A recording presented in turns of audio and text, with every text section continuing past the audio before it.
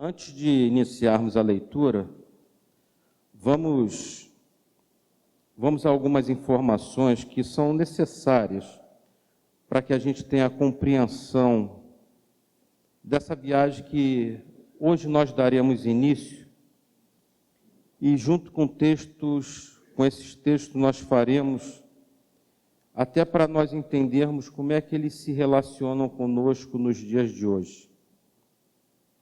São os salmos de romagem, também conhecidos como salmos dos degraus. Há uma coleção de 15 salmos que vão dos salmos 120, do Salmo 120 ao Salmo 134. A mensagem dos cânticos dos degraus, também assim conhecidos, ele expressa as experiências e os sentimentos do povo de Deus em diferentes circunstâncias.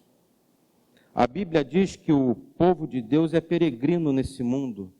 Lá em Hebreus, no capítulo 11, no verso 13, ali naquele capítulo onde fala dos heróis da fé, ele vai dizer que todos aqueles que ela tinha citado, morreram na fé, sem ter obtido as promessas, vendo-as, porém, de longe, e saudando-as, e confessando que eram estrangeiros e peregrinos sobre a terra. Em 1 Pedro 2,11, o apóstolo Pedro diz assim: Amados, exorto-vos como peregrinos e forasteiros que sois, a vos absterdes das paixões carnais que fazem guerra contra a alma. Então é bom a gente começar a compreender esse sentido de peregrinos, de forasteiros, de um povo separado que está numa terra estrangeira, de uma terra que milita contra a nossa alma, com desejos que militam contra a nossa alma. É bom a gente começar a perceber esses detalhes, que caminhando nos textos a gente vai perceber essas coisas com mais clareza. Então esses salmos, eles falam de situações com as quais o povo de Deus é submetido enquanto essa vida terrena, tais como a tristeza, perseguição, vingança, angústia, dor, fraqueza, alegria, contentamento, luta contra o pecado, confiança em Deus, etc. Um monte de sentimentos. Sentimentos que a gente pode considerar bons e sentimentos que a gente pode considerar ruins. Todas essas circunstâncias a gente vê naquele povo caminhando lá naquele tempo e a gente vê em nós nos dias de hoje. Esses salmos, eles eram entoados pelo povo de Deus que se deslocava de suas cidades em direção a Jerusalém, onde eles eram chamados por Deus a prestar a sua adoração 3 vezes por ano, em 3 festas. Na festa da Páscoa, na festa de Pentecostes e na festa dos Tabernáculos. Todas elas são lembranças de Deus, de tudo que Deus fez pelo seu povo. Nós também estamos fazendo o início dessa caminhada para a celebração próxima de uma festa, que é a Páscoa. Temos hoje uma diferença, porque para aquilo onde era apontado, para nós já aconteceu, Cristo já veio. Então, eles tinham necessidade de ir para lá. Hoje foi cantado dos adoradores que o adoram em espírito e em verdade. Então não tem mais a necessidade de nós irmos a Jerusalém. Mas nós estarmos reunidos aqui como povo de Deus, como adoradores que o adoram em espírito e em verdade, é isso que o Pai busca e foi assim que Jesus ensinou. E quando nós nos reunimos no entorno da mesa, nós estamos fazendo a lembrança daquilo que Jesus fez na cruz, o Cordeiro.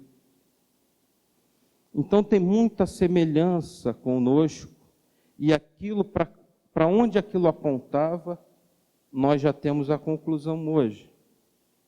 Então a gente vai vendo essas semelhanças.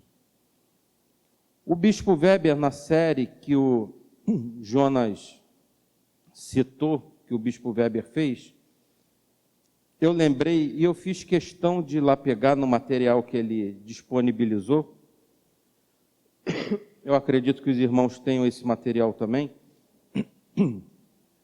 Ele definiu os salmos de romagem da seguinte forma: esses eram os cânticos com os quais as famílias israelitas, ao saírem das mais diversas aldeias e propriedades afastadas, situadas nas diferentes herdades. Quando eu li essas herdades, eu falei, essa palavra é muito do Bispo Weber, né?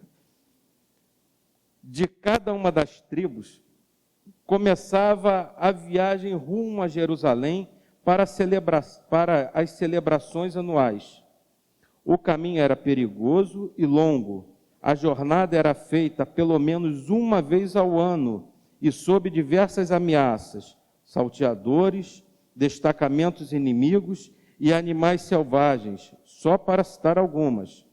A distância era coberta sobre uma seleção de 15 cânticos que serviam para ilustrar e despertar a consciência do peregrino para temas e realidades relevantes. Ao mesmo tempo, servia para ensinar as crianças e prepará-las aos diversos desafios e enfrentamentos ao longo da vida, como filhos da aliança e do processo de conhecimento do Deus dos pactos. Foi a definição do Bispo Weber sobre os salmos de romagem. A gente fala desses 3 vezes ao ano, e o bispo aqui cita uma, é porque eles tinham que comparecer pelo menos em uma dessas vezes, né? Às vezes as famílias não poderiam comparecer as 3 vezes, então compareciam uma vez só. Alguns estudiosos dividem esses salmos de romagem em 5 tríades, né? Esses 15 em grupos de 3. E assim nós faremos também, e hoje nós vamos iniciar pelo 120, 121, 122. Essa primeira tríade apresenta uma linha melódica. Como são cantos, vamos tratar assim como uma melodia. Então ela tem que ter uma linha melódica que ligue uma à outra, né? Então ela se inicia com o clamor do salmista, segue com o guardar de Deus na peregrinação e a alegria da presença do Senhor com a oração pela paz. Uma boa orientação para nós, no acompanhamento dessa série, é nos imaginarmos como povo de Deus, em movimento na direção de Deus, caminhando e buscando chegar à presença de Deus. Também, isso serve como antecipação da nossa aplicação.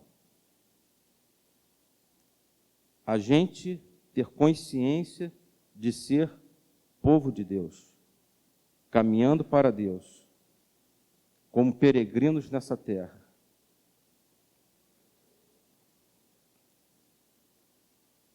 Então, como viajantes, peregrinos, sigamos lendo o Salmo 120.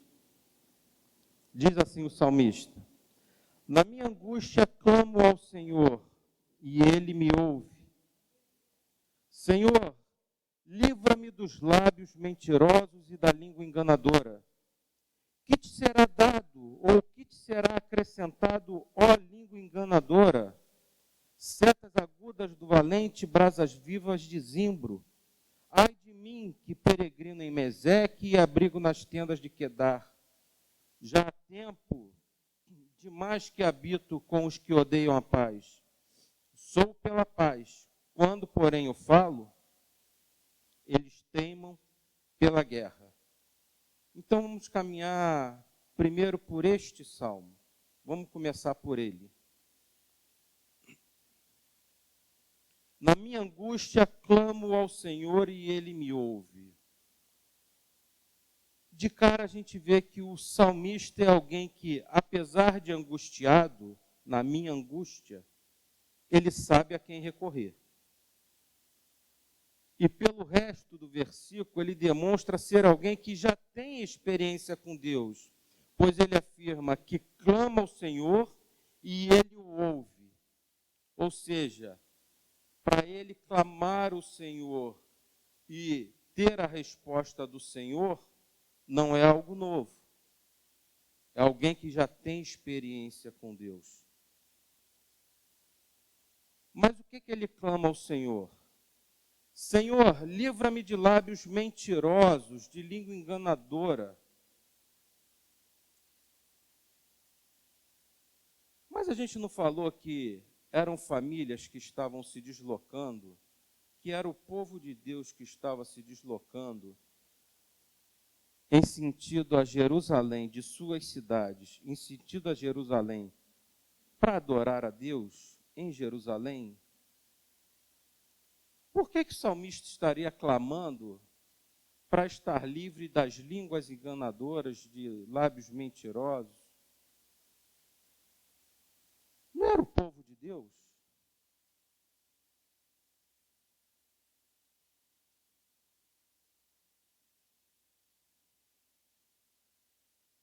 É porque não é de hoje, irmãos, que homens falam de homens. Recentemente, a epístola de Tiago, nós vemos a questão da língua, que na verdade é um instrumento que externaliza aquilo que está cheio o coração. E aquilo que é dito pode causar dor, amargura, sofrimento, divisão no povo de Deus. Por isso o salmista ele clama por livramento quanto a essas pessoas que tentam de maneira desonesta, porque o mentiroso é uma pessoa desonesta, é uma pessoa injusta, causar desvio, intriga, divisão.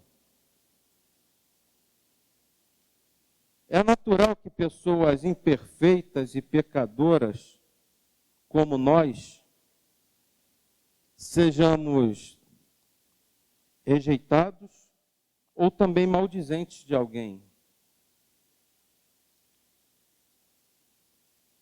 É possível até que a gente também ore a Deus como salmista e peça que Ele nos livre de lábios mentirosos, de lábios mentirosos e de língua enganadoras, de nossa ação dessa forma, de nós termos também lábios mentirosos e língua enganadoras. Nós somos pecadores. Hoje já redimidos por Cristo, salvos, mas em processo de santificação. A gente precisa tomar cuidado com aquilo com que nos alimentamos, com aquilo que guardamos nos nossos corações e com aquilo que falamos. Principalmente se for em relação ao irmão e aquilo que for causar no meio do povo de Deus, no meio da igreja. O Senhor Jesus foi o único homem que, sem pecado, foi vítima de maneira injusta, de língua mentirosa e enganadora. Lá em Mateus 26, no verso 59, se quiserem anotar, não precisa abrir, tá? Que o nosso texto hoje é bem longo. Diz assim, Mateus 26, a partir do verso 59. Ora, os principais sacerdotes e todo o sinédrio procuravam algum testemunho falso contra Jesus, a fim de o condenarem à morte. E não acharam, apesar de se terem apresentado muitas testemunhas falsas. Mas, ao final, compareceram 2. O homem justo, sem pecado, comparece contra ele testemunhas falsas, língua mentirosas, para que ele fosse condenado. Talvez nós até merecêssemos, mas ele foi o único que não merecia. Mas ele passou por isso para que hoje nós fôssemos peregrinos e nós tivéssemos uma porta por onde entrar para a eternidade.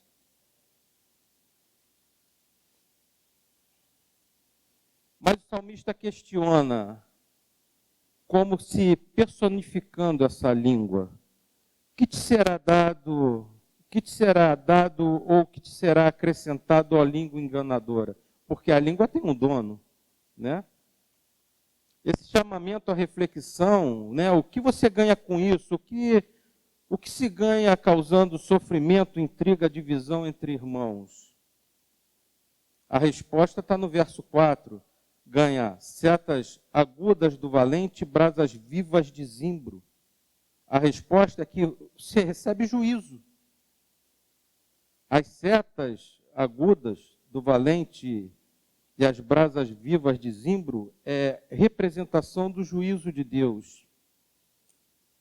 O comentarista Matthew Henry, eu fui pesquisar também, da mesma forma como eu pesquisei a questão do lado carvalho, eu fui pesquisar o zimbro. É uma madeira muito dura e que o carvão feito com ela demorava muito para apagar.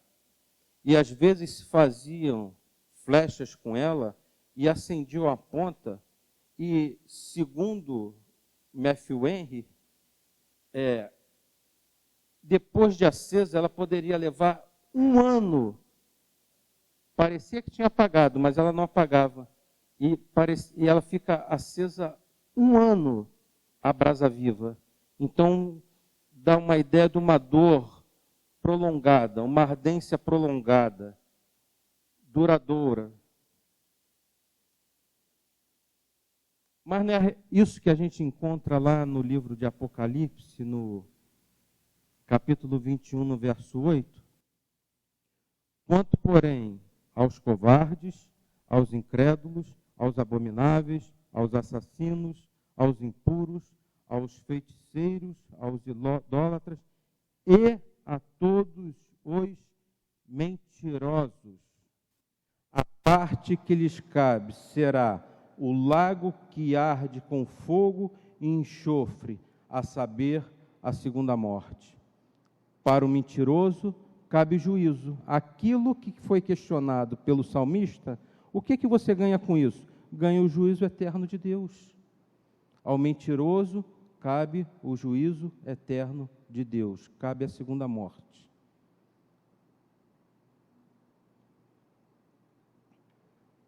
Então Deus está dizendo que não vai livrar ele dessas pessoas, mas que ele vai ter que conviver com essas pessoas e que ele, Deus, é quem vai dar a resposta a essas pessoas.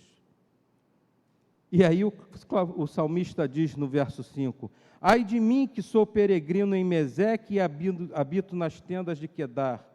Já há tempo demais que habito com os que odeiam a paz. Meseque são descendentes de Jafé, Quedar, descendentes de Ismael, são terras muito distantes umas da outra. E ele está indo para Jerusalém. Não tem como ele estar em todos esses lugares ao mesmo tempo. O que o salmista está querendo dizer é que, aonde quer que a gente esteja, a natureza do homem é essa. É uma natureza de guerra, uma natureza beligerante, é uma natureza caída que não produz paz. O homem, se depender dele, unicamente dele, ele não busca paz. Ele busca a guerra. E ele diz: sou pela paz. Quando, porém, eu falo, eles teimam pela guerra. O povo de Deus, ele deve promover a paz sob qualquer circunstância, mesmo sabendo que receberá a oposição dos homens portadores dessa natureza humana beligerante. O Senhor Jesus, o mais ofendido e caluniado de todos os homens sobre a terra, e injustamente, manda que nós amemos e oremos pelos nossos inimigos. Em Romanos, capítulo 12, a partir do verso 17, o apóstolo Paulo diz assim: não torneis a ninguém mal por mal, esforçai-vos por fazer o bem perante todos os homens. Se possível, quando depender de vós, tende paz com todos os homens. Não vos vingueis a vós mesmos, amados, mas dai lugar à ira, porque está escrito: a mim pertence a vingança, eu é que retribuirei, diz o Senhor. Não foi isso que foi dito lá no Salmo? Pelo contrário, se o teu inimigo te der fome, dá-lhe de comer. Se tiver sede, dá-lhe de beber, porque fazendo isto, amontoarás brasas vivas sobre a sua cabeça. Não te deixe vencer do mal, mas vence o mal com o bem. Então, Deus ouve as nossas orações, mas disse que nós teríamos que conviver com essas pessoas, porque Ele fará justiça. O Senhor Jesus nos ensina a conviver com essas pessoas, ensinando o seguinte, lá em Mateus 5, no Sermão do Monte, a partir do verso 43, ouviste o que foi dito: amarás o teu próximo e odiarás o teu inimigo. Eu, porém, vos digo: amai os vossos inimigos e orai pelos que vos perseguem, para que vos torneis filhos do vosso Pai Celeste, porque Ele fez nascer o sol sobre os maus e bons, e vir chuva sobre justos e injustos. Porque se amardes os que vos amam, que recompensa tendes? Não fazem os publicanos também o mesmo? E se saudardes somente os vossos irmãos, que fazeis demais? Não fazem os gentios também o mesmo? Portanto, sede vós perfeitos, como perfeito é o vosso Pai Celeste. Há pouco tempo eu falei para um irmão, ele veio me perguntar, me pediu uma opinião, e eu falei para ele, irmão, o mundo pode errar. Todo mundo pode errar. A gente não. A gente não. Nós não. Porque o nosso testemunho fala do nosso Senhor.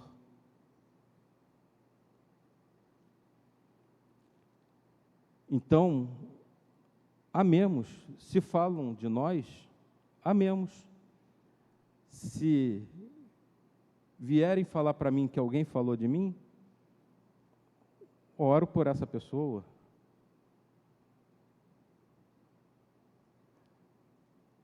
A vida de comunhão do corpo, ela é algo de mais importante para a igreja. É exatamente aquilo que o apóstolo Paulo fala quando manda que o homem examine-se a si mesmo no momento da ceia e discirna o corpo. Quem ele é no corpo? O que é o corpo de Cristo para ele? A gente cantou aqui que ama estar nos átrios do Senhor.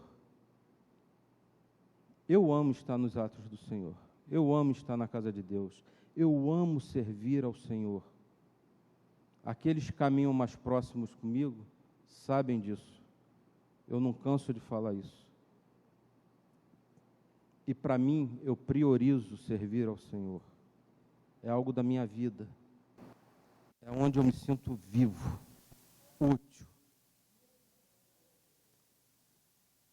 Então, a minha experiência com Deus, eu gosto de sentir cada dia mais essa experiência, e essa experiência para mim ela só se torna mais viva quando eu me relaciono com meus irmãos, principalmente no serviço.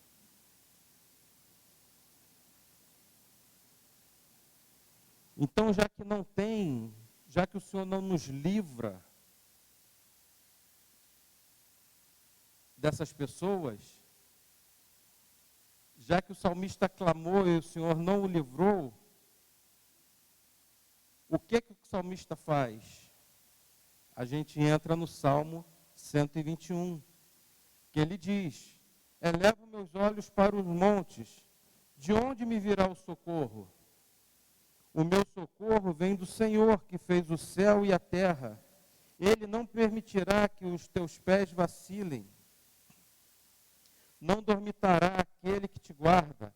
É certo que não dormitará, nem dorme o guarda de Israel. O Senhor é quem te guarda. O Senhor é a tua sombra à tua direita. De dia não te molestará o sol, nem de noite a lua. O Senhor te guardará de todo mal, guardará a tua alma. O Senhor guardará a tua saída e a tua entrada, desde agora para sempre.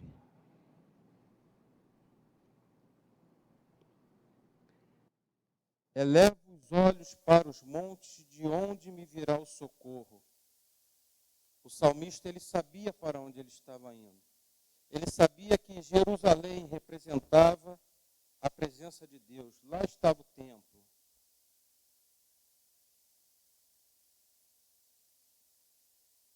Destino era o Monte Sião.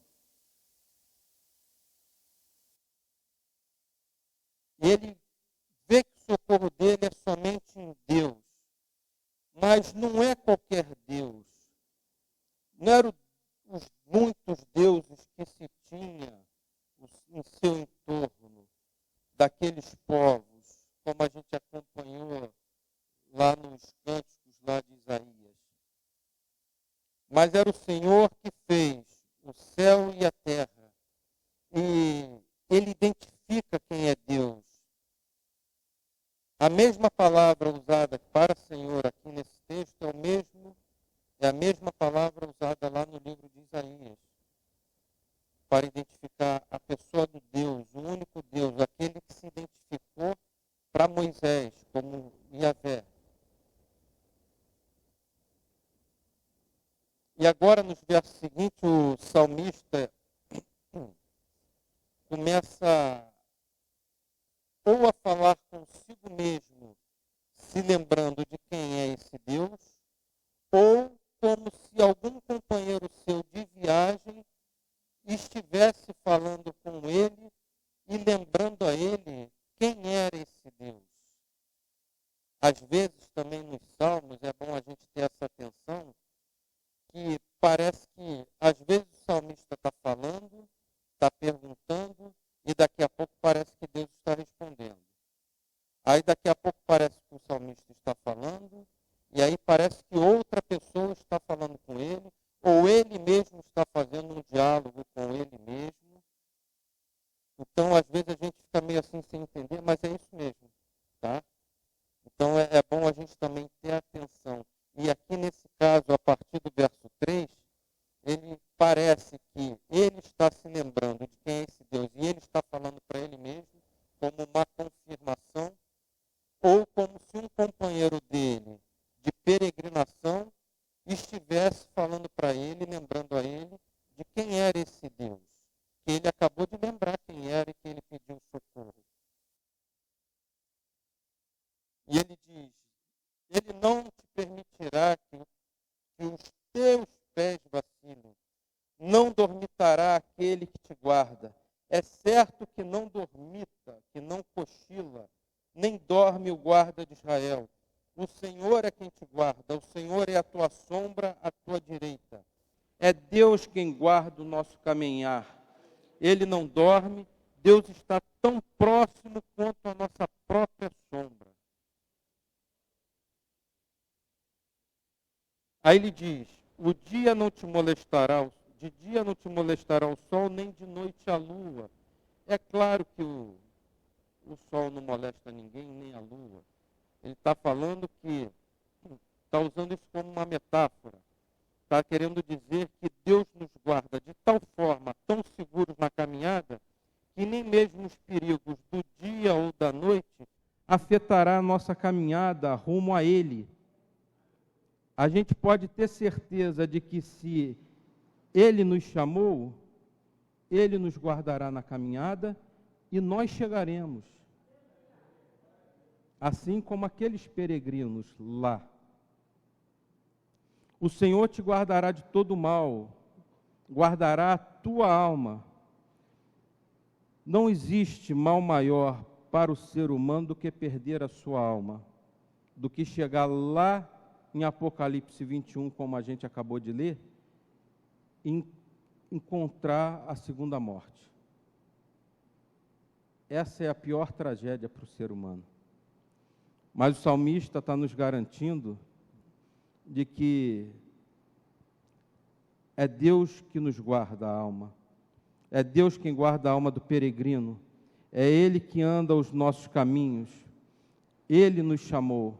Ele nos guarda e a nossa alma estará preservada no final. O Senhor guardará a tua saída e a tua entrada, desde agora e para sempre. Guardará o peregrino desde a saída da sua casa, eles saíam das suas casas, até a chegada à sua presença, até a entrada de Jerusalém. É um tempo de transição. O peregrino vive um tempo de transição. Assim como guardou o seu povo desde que saiu do deserto, fez de sair do Egito, passou pelo deserto, até entrar na terra prometida. O Senhor guardará também a nossa saída do pecado até a nossa entrada na glória. O Senhor guarda a alma daqueles a quem Ele chama. O salmista está falando de um tempo duradouro, de um tempo que a gente não mede. Em Lucas 21, verso 18, diz assim: contudo, não se perderá um só fio de cabelo da vossa cabeça.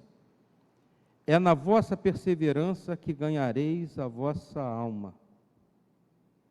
Na oração sacerdotal, em João 17, a partir do verso 14, o Senhor Jesus diz assim: eu lhes tenho dado a tua palavra e o mundo os odiou, porque eles não são do mundo, como também eu não sou.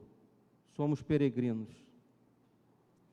Não te peço que tires do mundo, e sim que guardes do mal.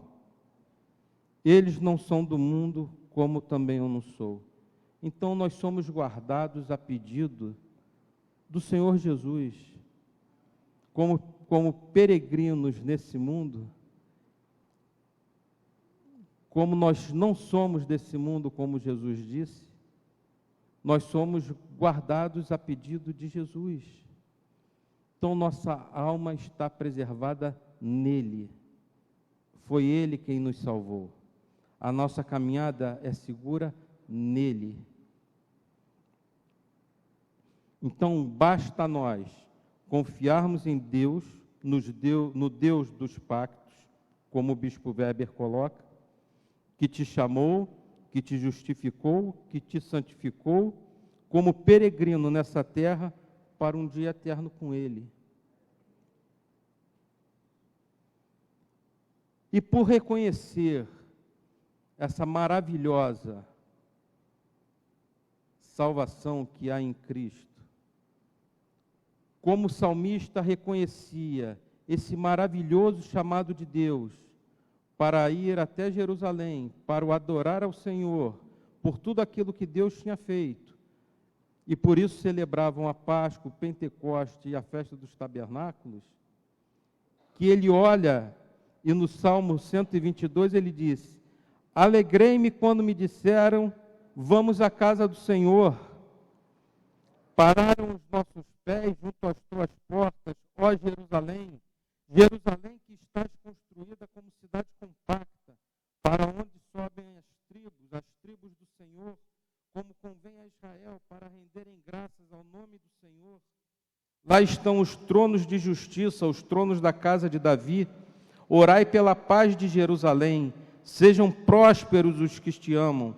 Reinem paz dentro dos teus muros e prosperidade nos teus palácios. Por amor dos meus irmãos e amigos, eu peço, haja paz em ti. Por amor da casa do Senhor, nosso Deus, buscarei o teu bem. Alegrei-me quando me disseram, vamos à casa do Senhor. Pararam os nossos pés junto às tuas portas, ó Jerusalém. Como iniciamos, o povo de Deus se dirigia para Jerusalém 3 vezes no ano para a celebração das festas. Era apenas essas 3 oportunidades no ano e nem sempre podia se comparecer às 3. Para eles, era uma grande alegria poder celebrar essas festas com o povo reunido na presença de Deus, onde Deus havia determinado, tinha que ser lá. E aí eu olho para a nossa situação hoje. Nós, por vezes, que temos a liberdade de nos reunirmos todos os domingos, 2 vezes no domingo. Uma vez às quartas, aqui. Às vezes, negligenciamos essa maravilhosa oportunidade ou tratamos de forma tão irreverente.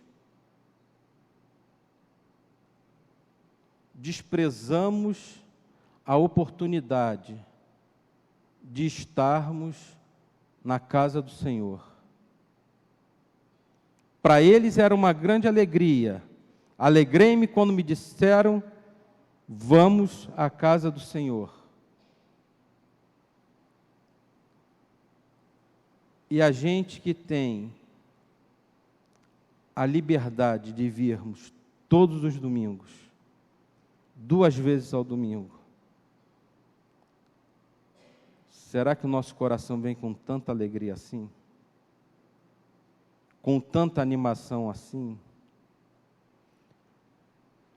Porque a gente não fala da música, a gente não fala do pregador, a gente não fala do irmão, a gente não fala do ar-condicionado. Não é a condição, não é o que a gente vai encontrar, mas é aquilo que a gente veio fazer.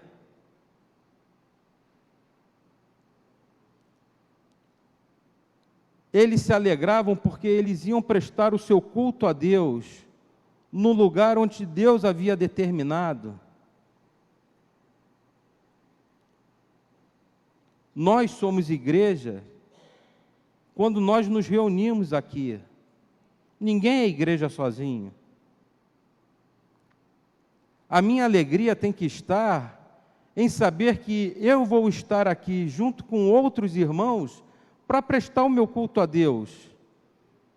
Não é pela música que eu vou ouvir, se eu vou encontrar uma parede bem pintada, ou um ar-condicionado mais gelado, ou um pregador internacional, ou um pregador de YouTube. Não. Aliás, a gente tinha que se dar por satisfeito se a gente tivesse a palavra de Deus só lida. Só lida. A mensagem é a palavra de Deus. A mensagem, eu não coloco o que eu acho, o que eu penso. A mensagem é só a palavra de Deus. É o texto de Deus. Todo irmão que sobe aqui, o que ele fala é a palavra de Deus. Então a gente só vem aqui prestar o nosso culto a Deus.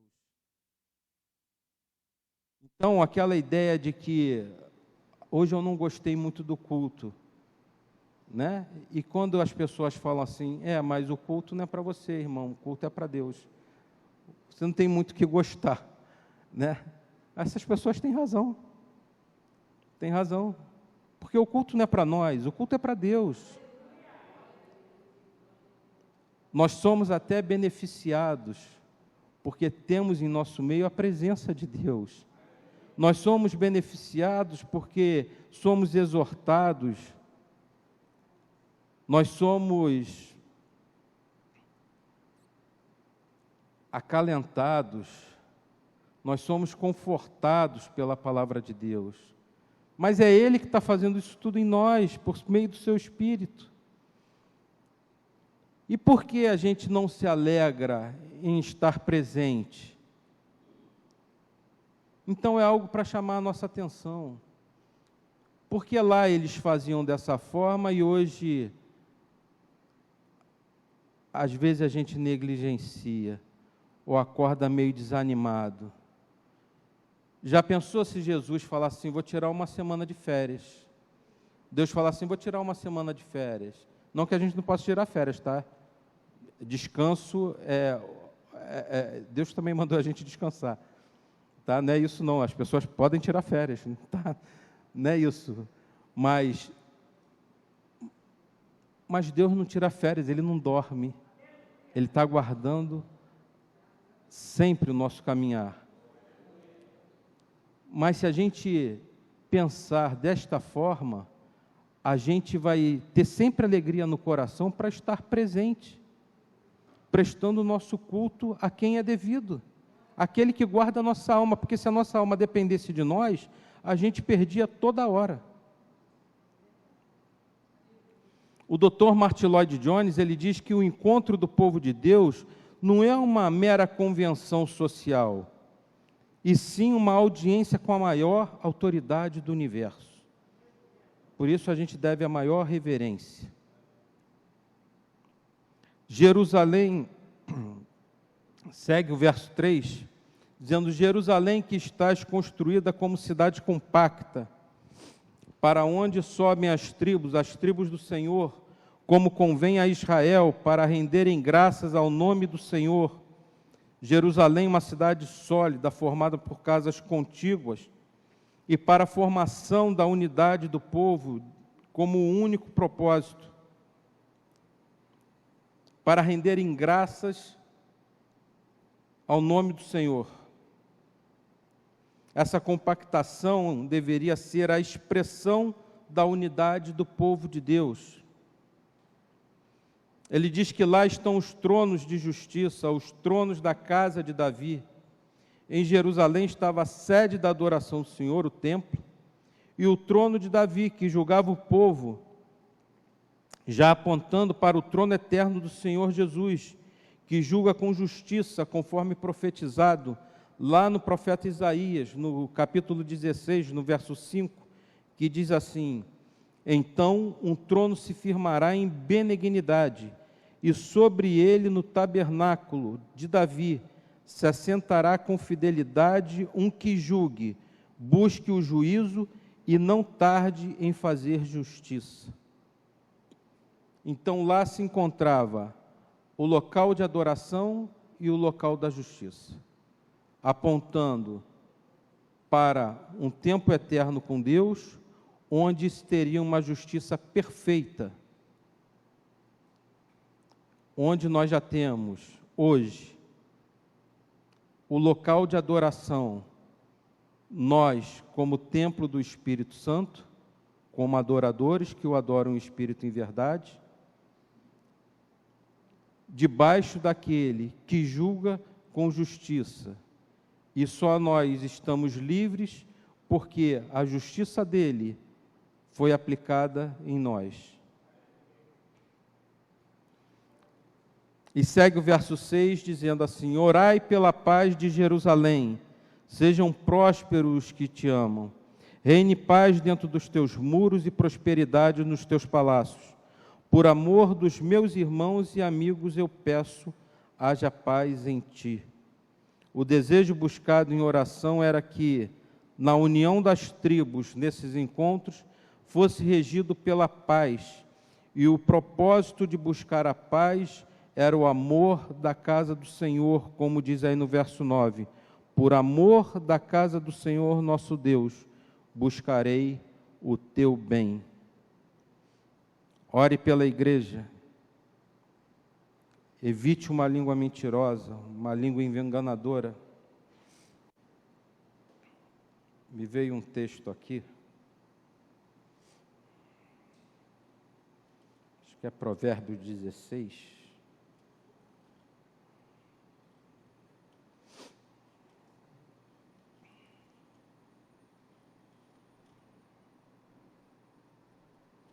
Não. Provérbios 6 diz assim: 6 coisas o Senhor aborrece, e a 7ª sua alma abomina: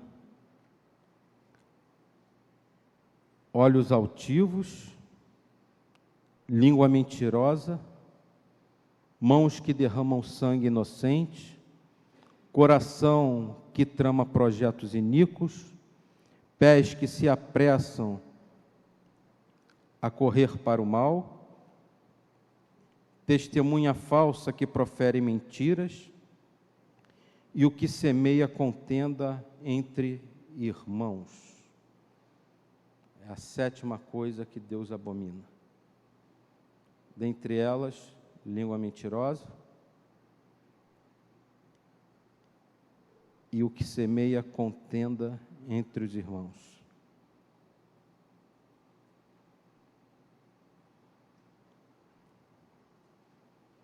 Oremos pela igreja, evitemos língua mentirosa, língua enganadora, língua que cause divisão no corpo de Cristo.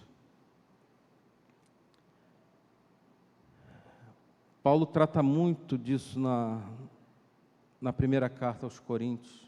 Na carta aos Coríntios. Muita coisa ali matava a igreja. Ele ensinou isso àquele povo. A igreja que quer ser viva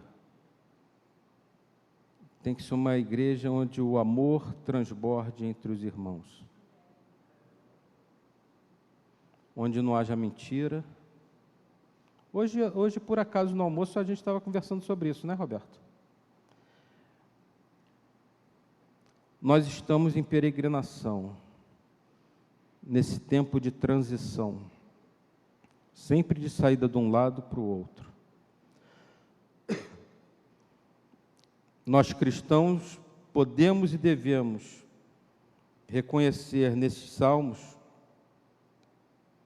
cantados e entoados entre os tempos, entre os momentos de deixar o ambiente do mundo e chegar à Assembleia do Espírito, entre a hora de deixarmos o pecado e chegarmos à santidade, entre a hora de sairmos de casa, na hora do culto de domingo de manhã, e chegarmos à igreja com um grupo, com o povo de Deus, entre a hora de deixarmos as obras da lei e chegarmos à justificação pela fé, são cânticos de transição. São hinos que fornecem a coragem, apoio, direção interior para levarmos aonde Deus está nos dirigindo, e Deus está nos dirigindo a Jesus. Local onde a gente tem que chegar, e a gente não pode errar o alvo.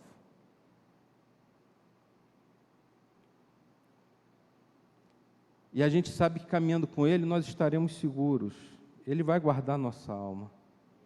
Ainda que todos aqueles sentimentos que nós falamos lá no início apareçam em nossa vida e vão aparecer de alguma forma, a nossa alma está guardada no Senhor. Mas se você está aqui hoje e você ainda não entregou sua vida a Cristo, saiba que nem por isso você deixa de ser um peregrino nessa terra.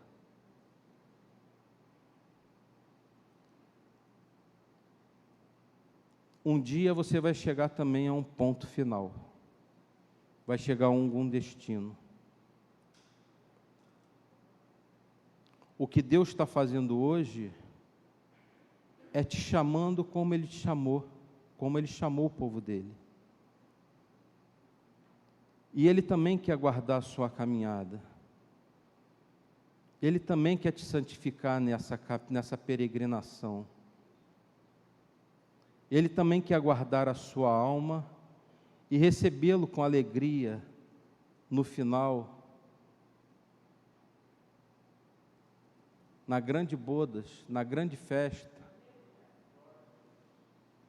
que é a boda do Cordeiro, que é o encontro do Senhor Jesus com a sua igreja.